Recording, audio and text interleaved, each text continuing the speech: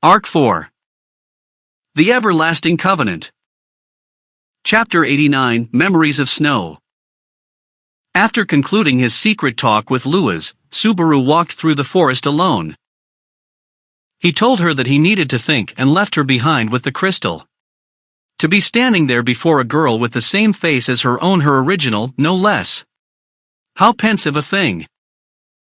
While Subaru's interest in all this was inexhaustible, he wasn't sure how far he wanted to delve into this topic. But in any case, the Lewis he just spoke to was on his side. Of those 4 Lewis replicants, judging by Lewis' words, 2 of them had been inside the tomb. That is to say, 2 Lewises had taken the trial. As such, Subaru suspected that the one filling Garfield with these ideas would be one of those 2 Lewises who had taken the trial. Seeing how there were 4 of them, it's possible that not all of their opinions were uniform. Subaru's assumption that, since they all played the same character, all 4 of them must be the same person had backfired. While those 4 were indeed playing the same person, they were each individual existences with their own thoughts and ideals.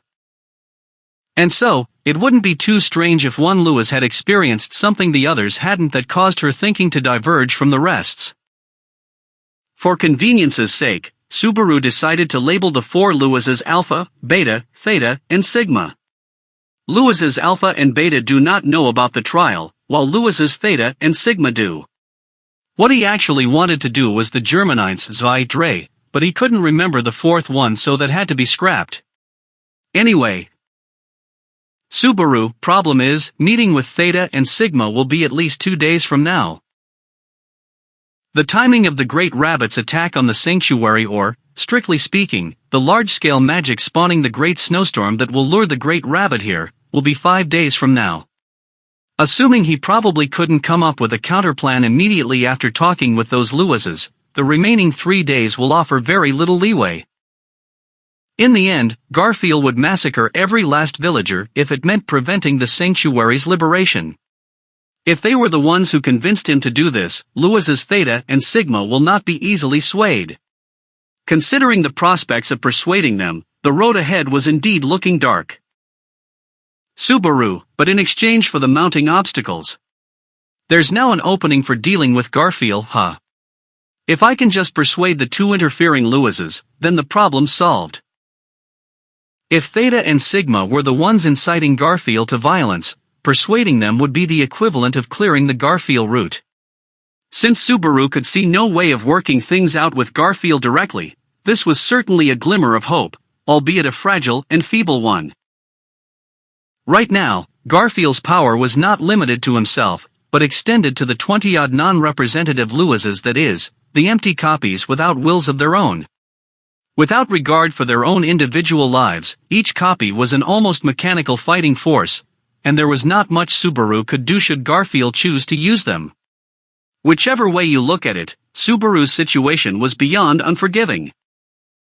But leaving sentimentalities aside, Subaru would rather avoid coming into conflict with Garfield. It was all too clear that neutralizing Garfield with force would be impossible. If Subaru really had to take on Garfield, spurred on by Theta and Sigma, and with those girls at his command, Subaru's already slim chances would just drop even lower.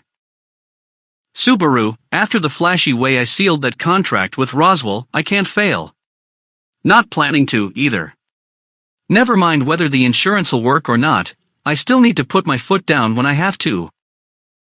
Subaru tightened his cheeks just as they were beginning to falter, and shook his head, reminding himself. Then, looking straight ahead once more. Subaru, either way, I'll have to wing it when dealing with Theta and Sigma. Could also try taking a shot with Garfield and feel him out early, but maybe later. Coming out of the forest, Subaru returned to the center of the sanctuary. The sun had completely risen, and the residents and the Arlem villagers had begun setting about their daily activities around the settlement. Giving them glances as he passed, answering the occasional hellos with waves of his hand, Subaru's legs carried him straight towards a place separated from the bustle. To a place a little further away from the cathedral and the village center. The place where Amelia was sleeping.